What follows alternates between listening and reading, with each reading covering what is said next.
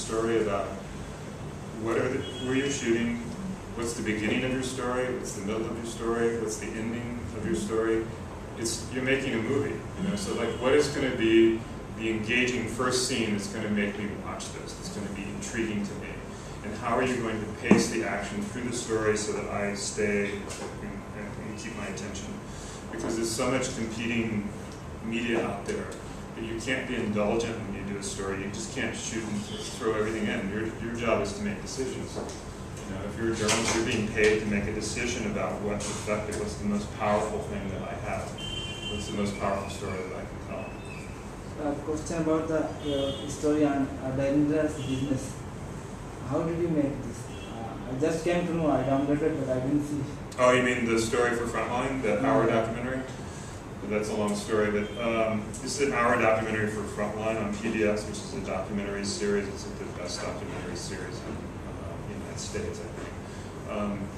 It's about a story that was killing its workers in a pipe factory. They make sewer pipe and water pipe, and they weren't observing any safety rules. People were being sucked into machines and mutilated and killed. And this was happening. It was a $3 billion company across all of the companies. It was a privately, family-owned operation.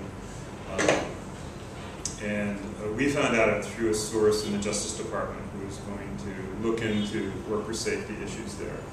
And we found out like the day after 9/11, and we didn't do the story for obvious reasons for almost a year because we were busy doing other stories and came back to it. But you know, that's a story.